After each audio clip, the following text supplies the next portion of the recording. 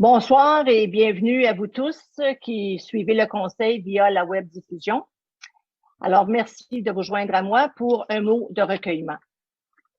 Nous voici assemblés pour adopter des règlements destinés à faire le bien et la prospérité de notre arrondissement.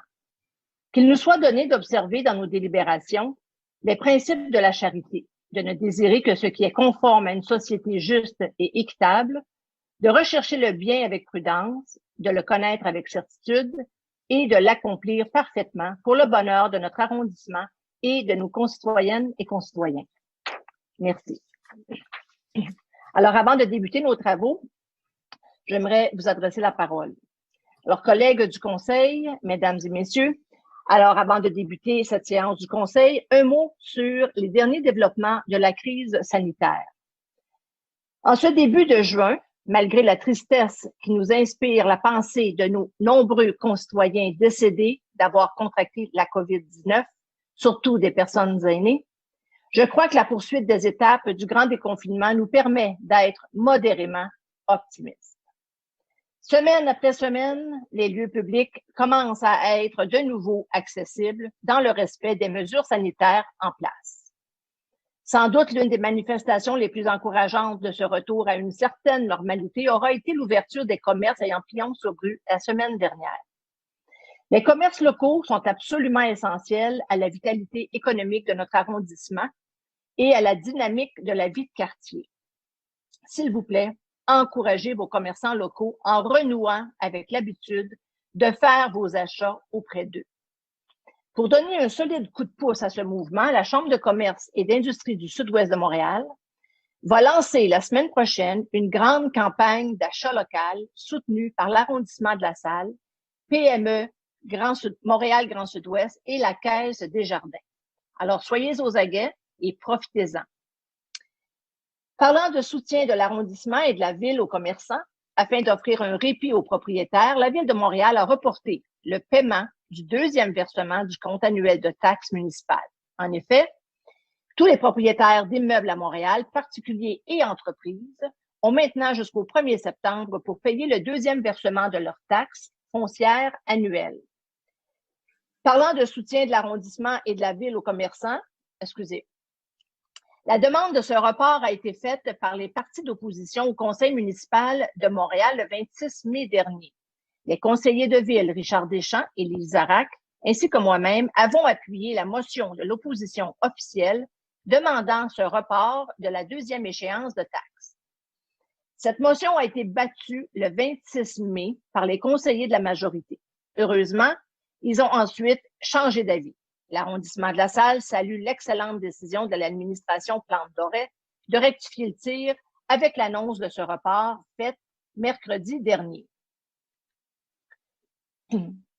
Au-delà de la pandémie de COVID-19, l'actualité nous rappelle que la vie en société nous pose aussi d'autres défis. Depuis la mort tragique de l'Afro-Américain George Floyd, il y a 2 semaines à Minneapolis, des citoyens de toute origine se rassemblent presque chaque jour dans les grandes villes d'Amérique du Nord, Toronto et Montréal y compris.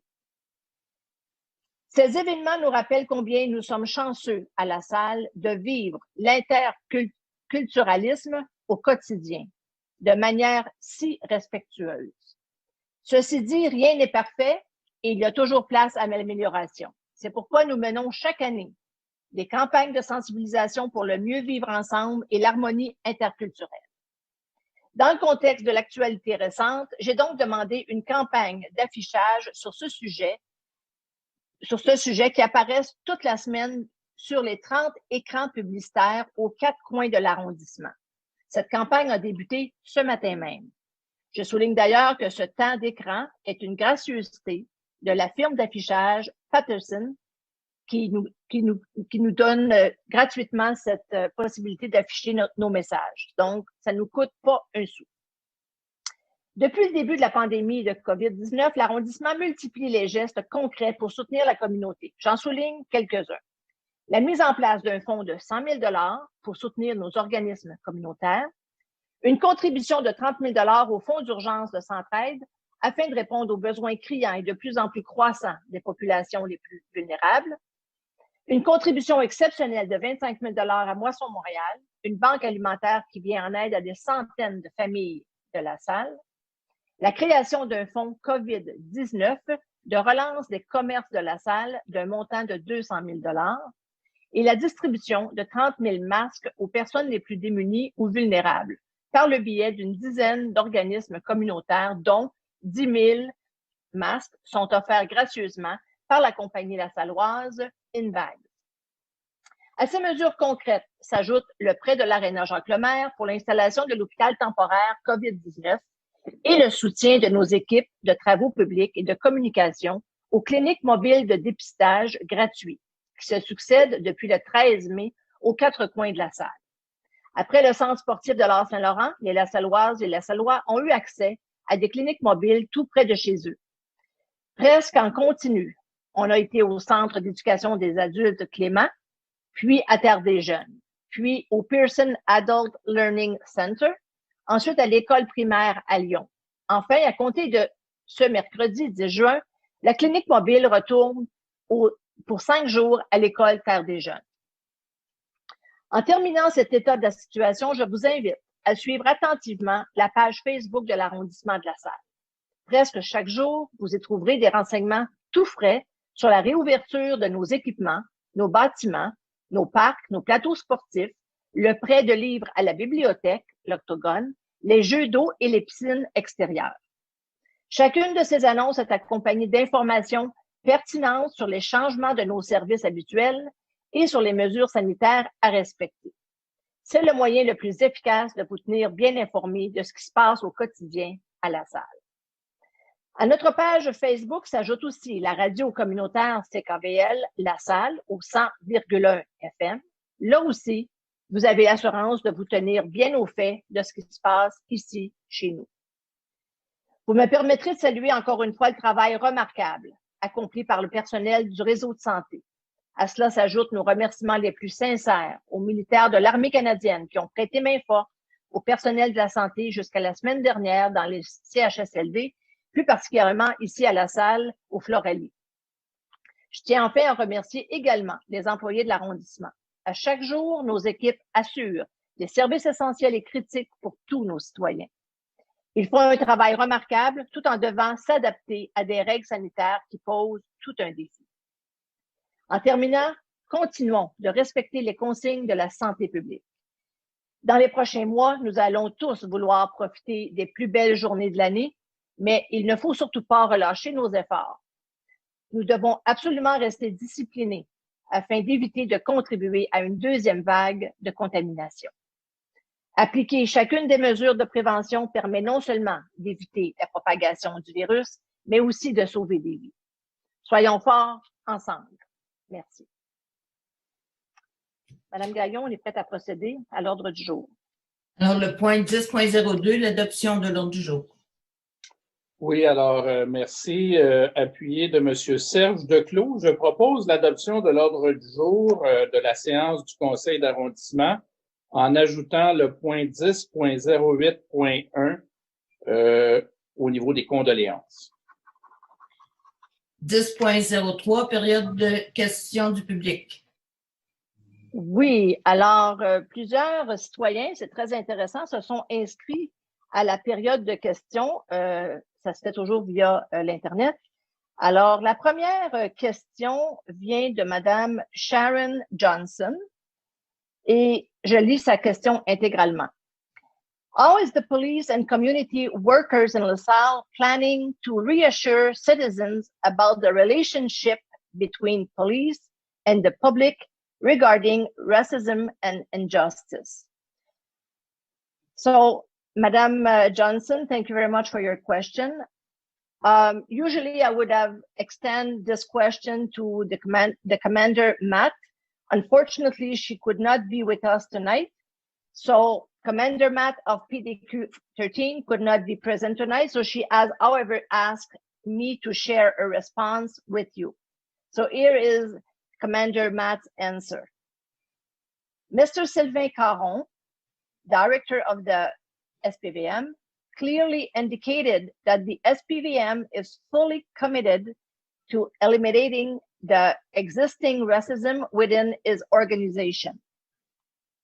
He will table his first policy regarding daily police interventions on July 8th, a policy which should, according to him, address the issues raised in last October's report, which stated that citizens issued from the Black community members of the First Nations and young Arabs are particularly subject to systematic bias associated with racial profiling by SPVM officers.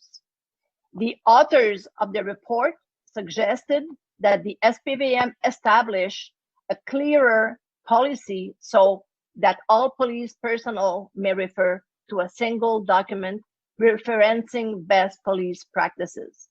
So, Mrs. Johnson, it was a really good question. So we will follow this issue closely and make sure that it will be also referring in the everyday, usage. La deuxième question, c'est M. Yves Daou qui pose la question suivante. Bonsoir à tous. À ma connaissance, il y a au moins 2 stèles qui se sont retrouvées à plat ventre, une au parc Lefebvre et au parc des Rapides devant le stationnement de Chevalier-de-Colomb, dû à des tempêtes de vent. Stèle à 25 000 $ l'unité. Y a-t-il une garantie de durée de vie de ces installations et la conception de ces stèles? Sont-elles conçues selon les normes minimales de résistance au vent? Et a-t-il eu ou aura-t-il lieu d'avoir inspection sur chacune des multiples stèles sur le territoire de l'arrondissement avant qu'une prochaine stèle s'écrase sur un enfant et ou un citoyen ou citoyenne de la salle? Merci à l'avance pour la préoccupation de la sécurité des citoyens et citoyennes de la salle. Yves Daou. Alors, je vais référer cette question à Madame Christiane Sirène, puisqu'il s'agit d'un produit acheté et qu'il y a des conditions, évidemment, lorsqu'on achète un produit avec des garanties. Alors, je passe la parole à Madame Christiane Sirène, qui est la directrice de nos travaux publics. Merci, Madame Barbe. Oui, la stèle, en fait, a une garantie d'1 année, comme tout produit que l'on installe par un entrepreneur. Il y a en effet 2 stèles qui sont tombées à des moments complètement différents. Le vent, dans le cas d'une, est probablement en cause. Mais vous savez, au cours des 2 dernières années, nous avons des vents qui sont très, très violents. Et à ces moments-là, nous avons aussi des arbres qui sont tombés. Tellement que le vent était difficile. Donc, je ne crois pas que ce soit dans la structure, étant donné qu'on ne peut pas bâtir quelque chose qui va résister à toutes les intempéries. Et souvent, ce genre de bris-là ne sont pas visibles lorsqu'on fait une inspection. Sinon, on le verrait. On fait des inspections pour nos lampadaires, on fait des inspections pour nos autres structures. Et dès qu'on voit qu'il y a quelque chose qui est endommagé ou rouillé ou avec une faille, automatiquement, on essaie de le réparer le plus rapidement possible pour éviter toute blessure. Donc, on a ça à cœur. Dans le cas de la dernière stèle en avant du Chevalier-de-Colomb, je ne suis pas certaine encore qu'on a eu la recommandation de l'entreprise qui est en train de la réparer. Normalement, ils nous font à toutes les fois une évaluation pour déterminer quelle est la cause du bris. Est-ce que c'est une défectuosité à la pose? Est-ce que c'est un accident? Parce que c'est possible aussi qu'une machinerie ait endommagé la stèle pendant l'hiver. On vérifie ces points-là et on va agir selon la recommandation. Si c'est à cause qu'une machinerie l'a accroché, ben peut-être qu'elle n'est pas au bon endroit et on va reviser. Mais clairement, on ne laisse pas de structure déficiente sur place. On a à cœur la santé de nos citoyens. Merci beaucoup, Madame Sirène. Ce qui nous amène à la troisième personne qui a posé une question, qui a écrit une question ici, c'est Monsieur Éric Tremblay.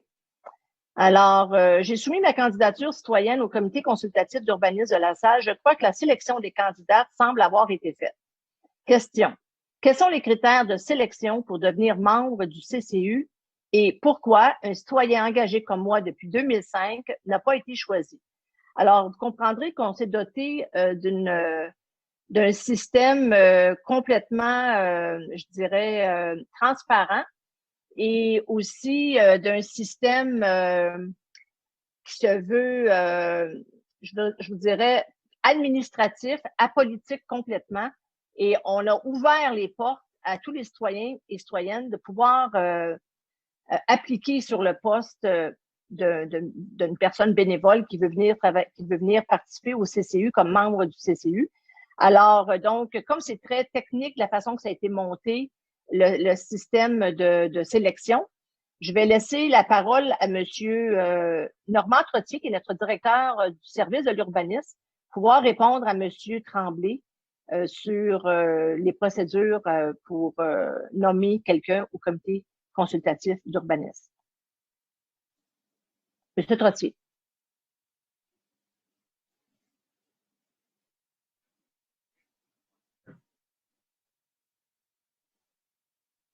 Monsieur Trottier, est-ce que vous ouvrez votre micro?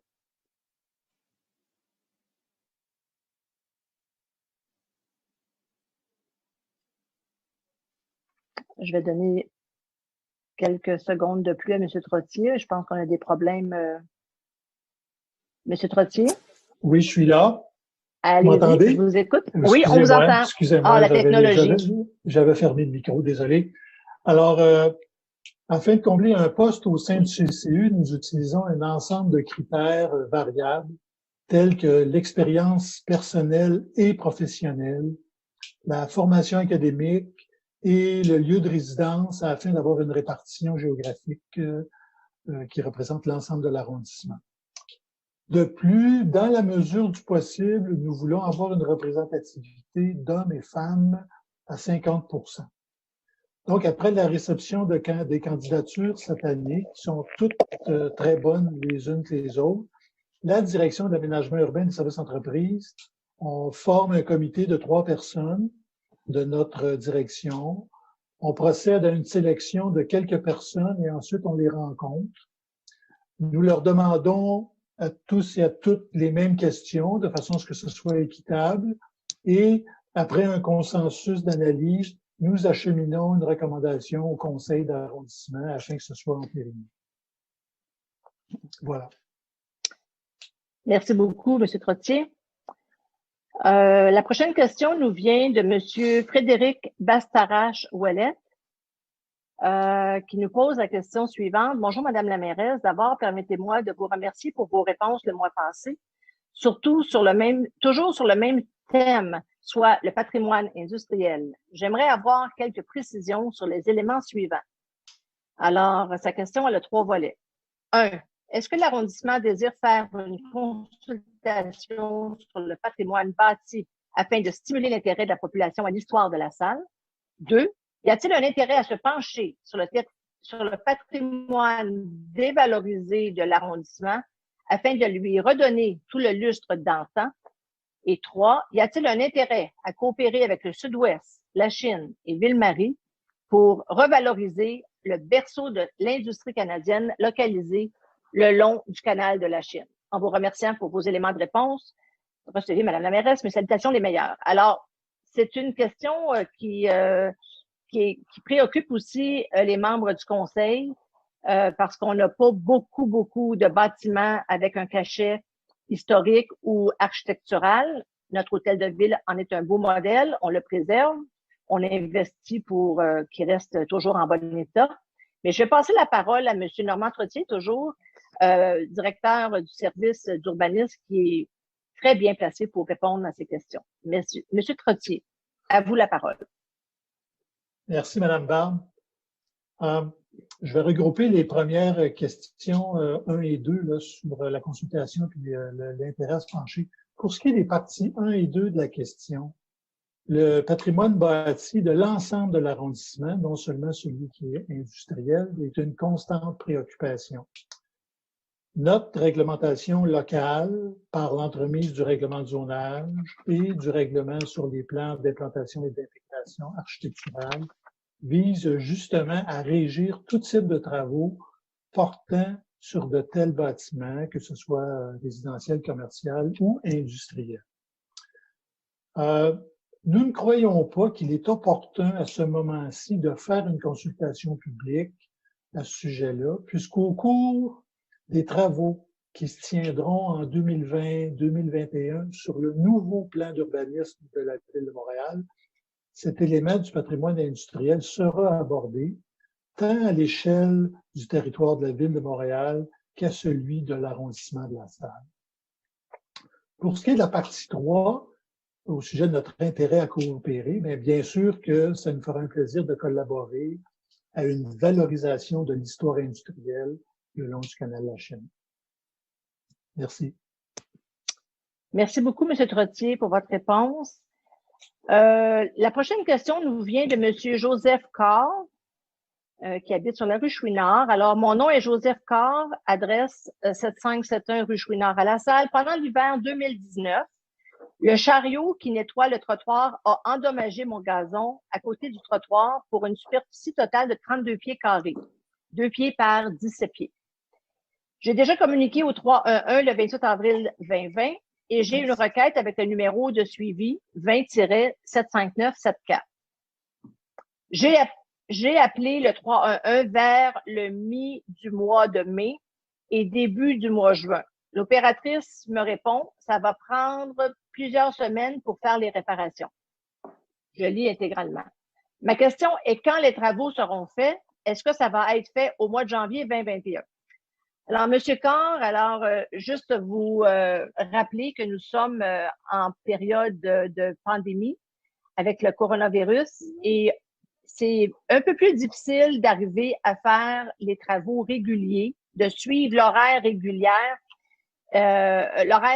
de nos travaux, que ce soit le ménage du printemps ou de tondre le gazon ou bien de faire des réparations suite aux hivers qu'on a eus. Alors, vous avez raison, c'est à l'arrondissement à faire la réparation de votre pelouse sur la grandeur de 2 pieds par 17 pieds. Maintenant, le contrat de gazon, le contrat pour couper la pelouse a été donné le contrat, excusez-moi, de gazon qu'on achète la tourbe a été donné la semaine dernière.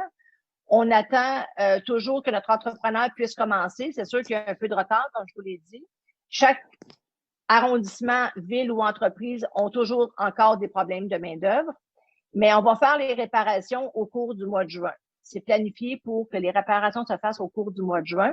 Et je vais m'assurer que votre adresse est bien sur la liste des réparations à effectuer pour cette année. Alors, merci, M. Carr. Et j'invite les citoyens qui ont les mêmes problèmes, donc de gazon qui est abîmé par le passage de la chenillette, d'appeler au 311, de laisser votre nom, votre adresse, votre numéro de téléphone. Il y a une liste qui est faite à chaque année et on s'assure de réparer les pelouses en devanture de maison à chaque année. Mais encore faut-il le savoir. Donc, j'invite la population à composer le 311 pour nous en informer. La dernière personne à nous envoyer une question, c'est Mme Josée Farran de la rue Larente qui pose la question. Parc Janotte, rue La Plante, au jeu d'eau.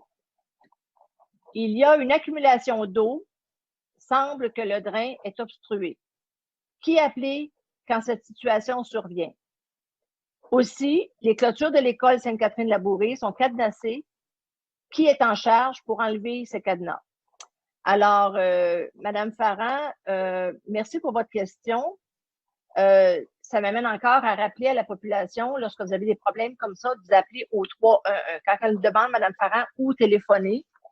Alors, à chaque fois que la vie n'est pas en danger, c'est le 311. Vous avez une urgence, mais la vie n'est pas en danger, c'est le 311. Et on a des personnes qui sont attitrées à répondre à ce numéro. Donc, il faut appeler le 311. Et pour ce qui est des clôtures de l'école, à la demande de la commission scolaire Marguerite Bourgeois, nous avons installé des panneaux suite à la COVID parce que l'école voulait fermer la cour d'école. Mais l'arrondissement a mis des panneaux et des rubans jaunes pour fermer la cour d'école. Mais s'il y a des cadenas, ils n'ont pas été mis par l'arrondissement de La Salle puisque la cour d'école, la clôture ne nous appartient pas. Alors, on a rendu service à la commission scolaire en bien et service, c'est-à-dire qu'on est allé installer un panneau pour dire que la cour d'école était fermée. On a mis des rubans jaunes. Mais si vous voyez des cadenas, ça doit être la commission scolaire ou peut-être le concierge de l'école qui a installé les cadenas, mais c'est certainement pas l'arrondissement. Alors, ceci fait le tour de la période de questions. Alors, Madame Gagnon, on est prête à procéder avec notre ordre du jour. Alors, 10.04, félicitations pour un 50e anniversaire de mariage. Oui, alors appuyé de Mme Manon Barbe, je propose de féliciter et d'offrir nos meilleurs vœux à Mme Nicole Chicoine et de M. André Huneau, qui célèbrent leur 50e anniversaire de mariage cette année. C'était récemment au mois de mai, alors on les félicite pour ces 50 ans de vie commune. 10.05, condoléances pour les familles éprouvées de la pandémie.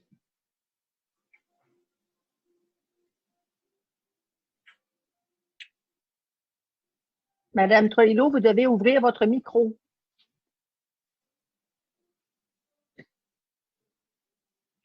Excusez-moi.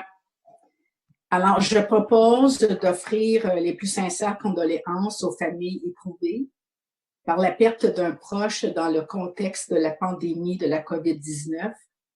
Et je suis appuyée par Mme Manon Barbe. Je m'excuse. 10.06, décès de Mme Françoise Garneau-Tanguay. Oui, bon, alors, appuyé de Mme Lizarac, je propose d'offrir les condoléances du Conseil à Mme Paul Tanguay, préposée au budget, à la direction des relations avec les citoyens, greffe et services administratifs, à la suite du décès de sa maman, Mme Françoise Garneau-Tanguay, à l'âge de 102 ans. 10.07, condoléances, décès de Mme Bibi Salamat. Appuyé de Mme Manon Barbe, je propose d'offrir les condoléances du Conseil à la famille de Mme Bibi Salamat à la suite de son décès survenu le 20 mai 2020. 10.08, condoléances, décès de Mme Hélène Fortin. Appuyé de Mme Laura Palestini, je propose d'offrir les condoléances du Conseil à la famille de Mme Hélène Fortin à la suite de son décès survenu le 27 avril dernier. En ajout, 10.08.1, décès de M. Lamarre. Oui, attendu que le 2 juin 2020, à l'âge de 85 ans, est décédé Yvon Lamarre, époux de Lise Hébert, et attendu que M. Yvon Lamarre a œuvré au bien commun des Montréalais, particulièrement des plus vulnérables, il a aussi marqué l'évolution urbaine et humaine de Montréal des années 80. Attendu que Yvon Lamarre a amorcé sa carrière politique en 1966, alors qu'il est élu conseiller municipal du district de Saint-Henri, réélu en 1966, 70, 74, 78 et 82. Il sera aussi membre en 1970, membre du conseil, vice-président en 74, puis président du comité exécutif de la Ville de Montréal de 78 à 1986. Il siégera aussi comme vice-président au comité exécutif de la communauté urbaine de Montréal. Attendu que Yvon Lamarre a toujours posé des gestes déterminants qui ont contribué à l'épanouissement de Montréal et qui ont favorisé l'intégration des personnes vulnérables dans la société, attendu que ses qualités d'administrateur lui permettent de mener à terme de grandes réalisations. Il est à l'origine notamment de la création de l'Office municipal d'habitation de Montréal, des maisons de la culture. Il participe à la création de grands parcs régionaux et des premières pistes cyclables de Montréal, du développement et l'inclusion du transport adapté aux personnes à mobilité réduite dans l'offre de services de la STCUM, du prolongement du métro dans le Sud-Ouest et de la création en 1983 de la Fondation Yvon Lamarre, avec l'appui des familles, des amis et de nombreux bénévoles. L'organisation, la Fondation Yvon Lamarre, vise à soutenir les familles de personnes vivant avec la déficience intellectuelle qui se heurtent souvent à l'absence de ressources et de logements dans un contexte de désinstitutionnalisation. Alors, M. Yvon Lamar a créé tout près d'une trentaine de maisons Yvon Lamar, dont plusieurs se retrouvent sur le territoire de la Salle. Alors, il est résolu. Alors, je propose, appuyé de M. Richard Deschamps, que le conseil d'arrondissement offre ses plus sincères condoléances à la famille ainsi qu'aux proches du défunt. Nous leur souhaitons beaucoup de courage et de réconfort durant cette dure épreuve. Donc, 10.09, approbation du procès-verbal. Alors, appuyé de Mme Lise Zarac, je propose d'approuver le procès-verbal de la séance ordinaire du conseil d'arrondissement tenue le 4 mai 2020. 10.10, dépôt du compte-rendu du CCU. Appuyé de Mme Josée Torrillo, je propose d'accepter le dépôt du compte-rendu du comité consultatif d'urbanisme du 6 mai 2020. 20.01, contrat à FNX Innov. Appuyé de M. Serge Declos, je propose d'accorder un contrat gré à gré à FNX Innov Incorporé pour des services professionnels en ingénierie de structure et stabilisation de berges dans le cadre d'un projet d'aménagement d'une halte pour cyclistes, promeneurs et piétons dans le parc riverain pour une dépense totale de 100 999 $ et 1 sou, taxes incluses. 20.02, contrat à l'ANCO Aménagement.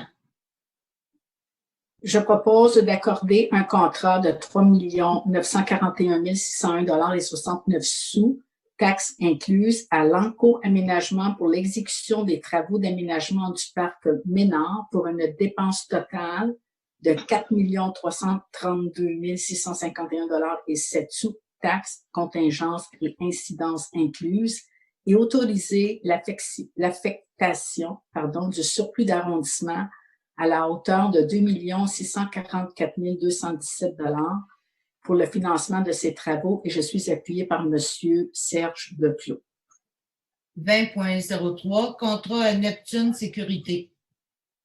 Oui, alors appuyé de Mme Nancy Blanchet, je propose d'accorder un contrat à Neptune Security Services pour le service de gardiennage à la bibliothèque L'Octogone pour un montant maximal de 144 365 $ et 48 sous, taxes incluses, pour la période du 6 juillet 2020 au 31 décembre 2022. 20.04, contrat à réhabilitation du haut. Alors, appuyé de Mme Nancy Blanchet, je propose d'accorder un contrat de 274 901 sous à réhabilitation du haut pour des travaux de voirie et d'éclairage de la rue C du développement Bois des Carriers pour une dépense totale de 315 037 $ et 26 sous, taxes, contingences et incidences incluses. 20.05, contrat à Techniparc.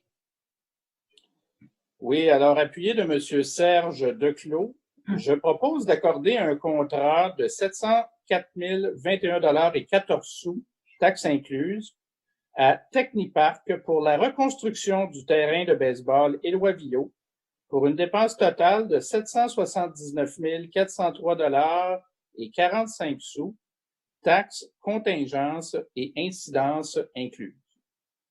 20.06, contrat aux entreprises d'extermination Maheu. Je propose d'accorder un contrat de 48 146 $ et 93 sous, taxes incluses, pour une période de 3 ans aux entreprises d'extermination Maheu pour des services d'extermination des insectes et des rongeurs dans divers édifices de l'arrondissement pour une dépense totale de 55 045 $ et 43 sous, taxes et contingences incluses, et je suis appuyée par M. Richard Deschamps. 20.07, autoriser la Ville à formuler une demande auprès du ministère des Affaires municipales.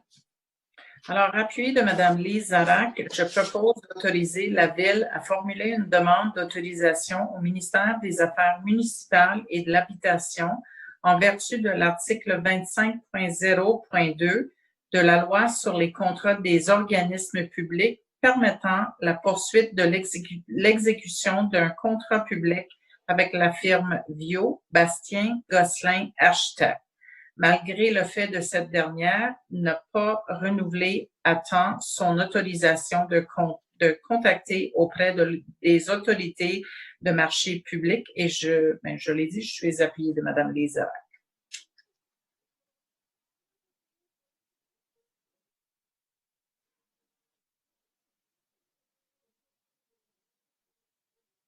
Votre micro, Mme Gagnon. Oui, 20.08, signature d'un addenda avec héritage laurentien. Appuyé de Mme Laura Palestini, je propose d'autoriser la signature de l'addenda à l'entente conclue avec Héritage Laurentien afin de tenir compte du contexte exceptionnel de la pandémie de la COVID-19 sur la réalisation du programme Écoquartier et le maintien de la contribution financière accordée pour la résolution CA 19-20-01-11. 20.09, signature de la convention avec l'Association récréative du Parc Riverside. Alors, appuyé de M. Serge Declos, je propose d'autoriser la signature de la convention à intervenir avec l'Association récréative du Parc Riverside pour la gestion de la piscine Riverside du 1er janvier 2020 au 31 décembre 2022 et accorder une contribution financière totale de 93 000 $ à cette fin, incluant toutes les taxes applicables. 20.10, résiliation d'un contrat. Appuyé de Mme Nancy Blanchet, je propose de résilier le contrat accordé à Entrepreneur paysagiste Strathmore, 1997 limité, pour effectuer des travaux d'entretien de plate-bandes et cuvettes d'arbres pour les années 2020-2021. 20.11, résiliation de 8 contrats et conventions octroyés aux artistes et travailleurs culturels.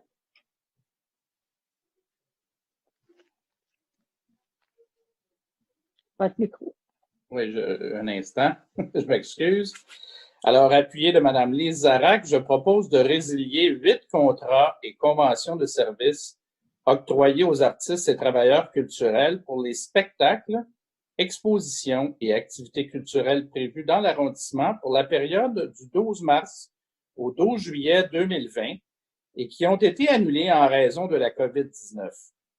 Je propose également de recommander au comité exécutif d'octroyer une aide financière à ces artistes et travailleurs culturels pour la différence entre les dépenses ayant été engagées et payées pour l'exécution des contrats et conventions avant leur résiliation et le montant total prévu au contrat. Le montant total de l'aide financière accordée s'élève à 8 655 $. 20.12, résiliation de 3 contrats octroyés à des OBNL. Oui, alors appuyé de Mme Nancy Blanchet, je propose de résilier trois contrats, octroyés à des OBNL œuvrant dans le milieu du théâtre, artistes et travailleurs culturels pour les spectacles prévus dans l'arrondissement pour la période du 12 mars au 2 juillet 2020 et qui ont été annulés en raison de la COVID-19 et leur accorder à titre de soutien financier à leur mission une contribution financière pour la différence entre les dépenses ayant été engagées et payées pour l'exécution des contrats et des conventions avant leur résiliation et le montant total prévu au contrat. Le montant total de l'aide financière accordée s'élève dans ce cas à 4 266 $. 30.01, affichage temporaire. Alors, appuyé de Mme Nancy Blanchet, je propose d'autoriser l'affichage temporaire pour la période estivale de panneaux publicitaires du côté intérieur de la clôture entourant le site des Chevaliers de Colomb de La Salle, situé au 7710 boulevard La Salle. 30.02, nomination du comité de l'art mural. Oui, alors appuyé de Mme Manon Barbe, je propose de nommer les membres du comité de l'art mural pour l'année 2020. Moi, je n'ai pas les noms avec la nomination, mais ils sont dans le GDD. 30.03, nomination au comité consultatif d'urbanisme. Appuyé de Mme Manon Barbe, je propose de nommer Mme Michèle Delisle-Boutin, membre du comité consultatif d'urbanisme pour l'année 2020, et M. Hugo Rousseau, secrétaire du comité. 30.04, reddition de compte.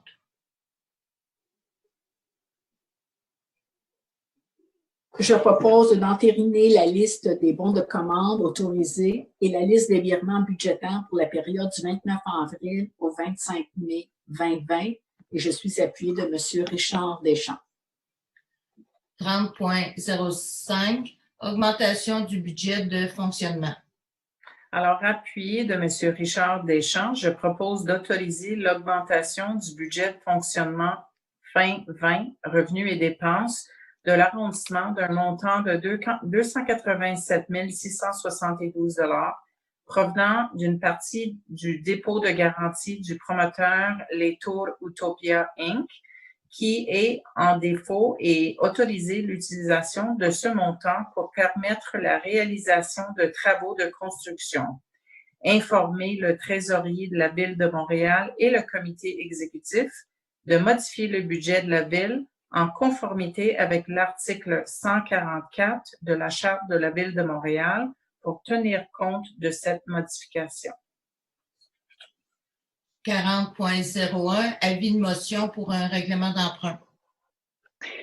Je donne avis de motion de l'adoption à une séance subséquente du Conseil d'un règlement autorisant un emprunt de 1 650 000 $ pour la réfection de différents bâtiments et abrogeant les règlements numéros LAS-0126 et LAS-0127. 40.02, présentation du règlement. Je propose de présenter et déposer sur le site Internet de l'arrondissement le projet de règlement autorisant un emprunt de 1 650 000 $ pour la réfection de différents bâtiments. Le terme de l'emprunt ne devra pas excéder 20 ans et les dépenses relatives à ce règlement d'emprunt seront à la charge des citoyens de l'arrondissement. Un registre sera tenu à cette fin et je suis appuyée de Mme Laura Palestini. 40.03, adoption du PPC-MOI pour le boulevard Shevchenko. Appuyé de M. Serge Declos, je propose d'adopter en vertu du règlement numéro LAS-0041 sur les PPC-MOI la résolution PP18 visant à autoriser sur le lot numéro 1 500 619 sur le boulevard Shevchenko la construction d'un bâtiment multifamilial de 22 logements. La période d'intervention sur les dérogations mineures. Je pense qu'on n'a rien reçu à ce sujet. 40.04, dérogation mineure sur la rue Lapierre. Appuyé de Mme Josée Troilot, je propose d'accorder une dérogation mineure au bâtiment industriel situé au 2345 rue Lapierre afin d'autoriser une marge arrière de 3,7 mètres, alors que selon le règlement de zonage, un bâtiment industriel isolé doit avoir une marge arrière minimale de 4,5 mètres. 40.05, dérogation pour l'implantation d'une piscine. Appuyé de Mme Josée Troilot, je propose d'accorder une dérogation mineure pour une habitation unifamiliale située au 8031 boulevard Lassalle afin d'autoriser l'implantation d'une piscine avec une marge avant de 1,4 mètres localisée en cour arrière et latérale, alors qu'une marge avant de 4,6 mètres doit être respectée. 40.06, plan d'implantation et d'intégration. Madame Gagnon, pour les... Oui, Madame Gagnon, pour les points 40.06 et 40.07, je m'abstiens des discussions et pour ces deux. Les deux?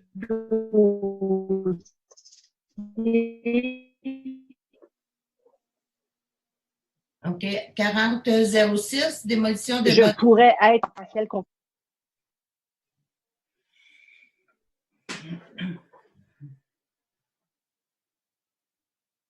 Ça va, 40.06 sur le boulevard Newman.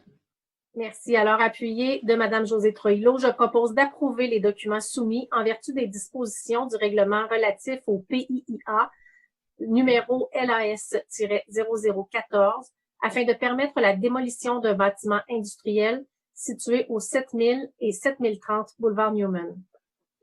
4007, construction d'une habitation multifamiliale. Toujours appuyé de Mme Josée Troillo, je propose d'approuver les documents soumis en vertu des dispositions du règlement relatif au PIIA, numéro LAS-0014, afin de permettre la construction d'une habitation multifamiliale de 150 logements située sur le lot numéro 5 242 509, boulevard Newman. 40.08, certificat d'occupation.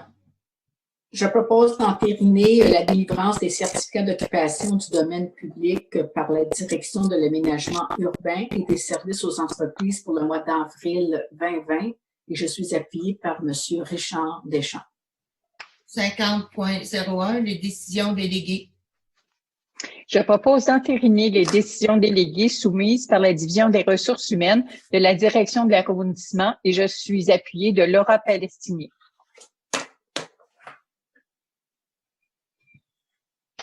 Alors, merci à tous les employés, tous les directeurs et aussi tous mes... Alors, je disais merci à tous les directeurs, employés et à tous mes collègues pour votre participation. L'ordre du jour étant épuisé, je propose de lever de la séance appuyée de Mme Lise Zarac. Bonne fin de soirée à tous.